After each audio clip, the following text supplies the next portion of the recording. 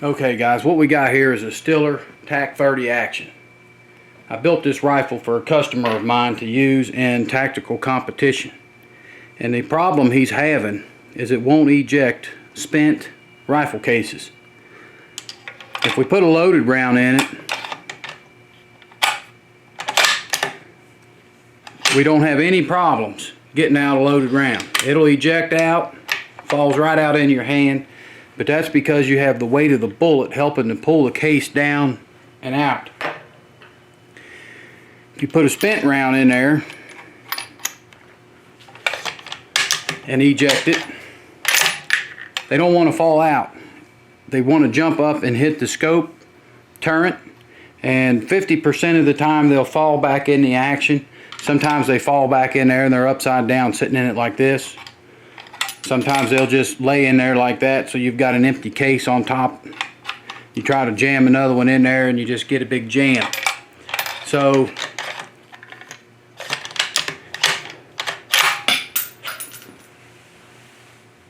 they're hitting the bottom of the scope.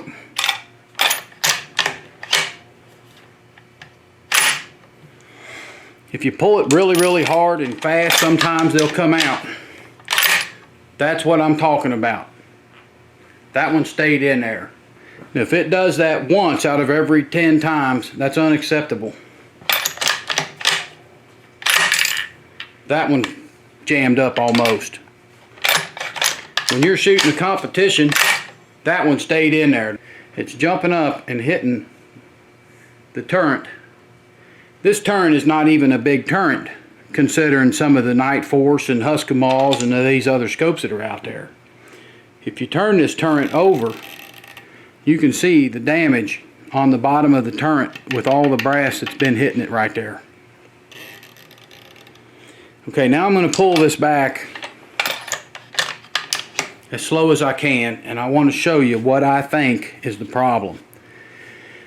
Stiller's put this little notch in here, and it's strictly for cosmetic reasons. Nobody else out there, Defiance, Bat, Remington, Borden, nobody else has this little cutout in there. It's just to make it pretty.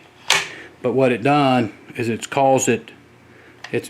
built in a defect, because if you watch this case, and I'm going to pull this back as slow as I can, if you watch the case coming out, it's following the groove of the bolt bore right here that the locking lugs ride in.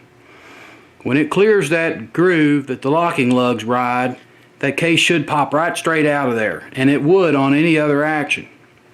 But on this one, it wants to ride up that circle. You see it coming up. It's coming up, it's coming up, it's coming up. There it is in the center of that circle. Now when it pops out, it comes up and hits the scope turret. Let me do that one more time for you. I'm going to turn the camera angle some to show it a little better maybe. I'm going to zoom in. I want you to watch that case as it comes out of this chamber. It should be completely ejected now, but did you see it pop up? It's popping up. See it coming up? Now it came up and out. If you eject it super slow, it does work most of the time.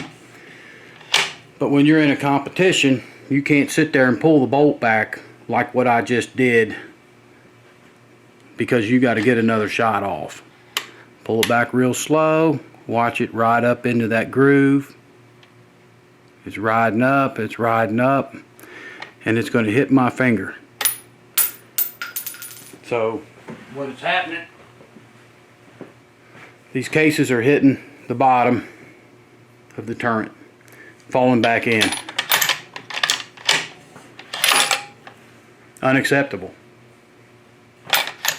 The guy's got to get a shot off.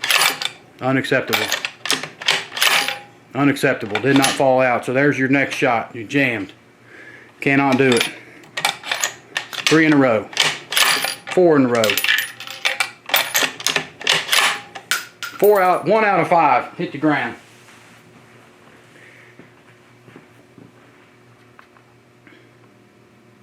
Okay, what I'm going to do is I'm going to make the diameter of this bigger. I want to bring it from here down around here and do it just a nice looking little cutout right through here. Change the dimensions of that notch so that this rifle case does not have to ride up in here before it can eject. That's our problem. It's coming out, it's riding up and falling into this radius. If this was straight across here, we wouldn't have that problem. If they'd have left that notch completely out, we wouldn't have that problem. I'm half tempted to weld that up and grind it down and try it before I cut it out with the mill, but I think the mill will work just the same, and I don't have to heat the action up, put any unnecessary stress on it. So we're going to go work on this gun, and I'll come back with some results. Okay, we're back now. I've got the action milled out. I went in there with a 3/8 inch end mill, and I just followed this contour that they had started, but I brought it all the way down here and just blended it in so that it looks good. We can put an empty shell in there, close it, and it comes out, hits the ground.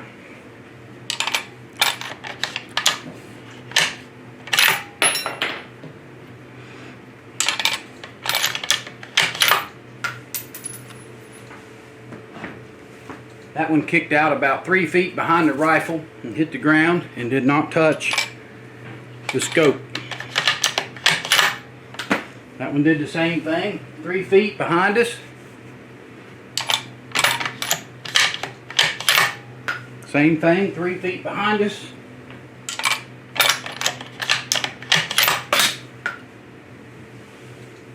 Another good eject. Another good eject.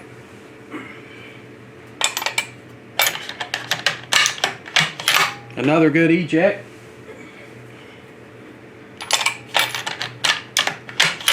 Another good eject. And another good eject.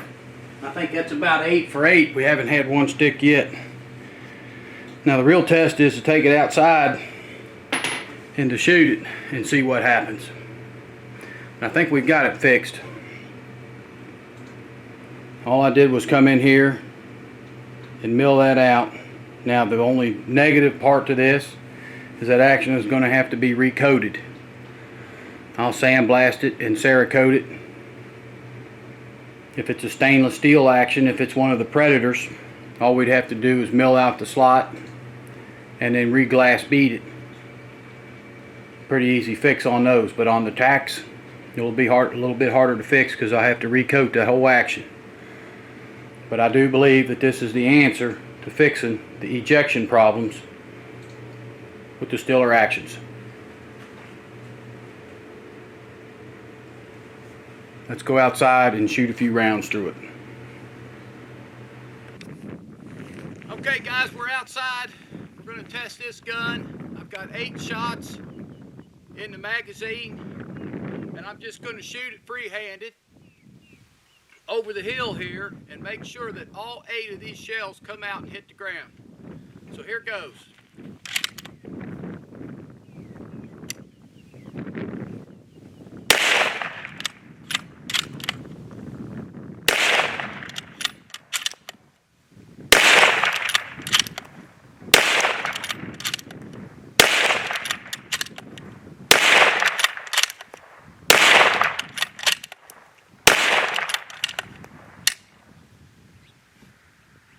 Problem solved. Stiller action fixed. No more ejection problems. Okay guys, I'm standing right here. Here's my pile of brass.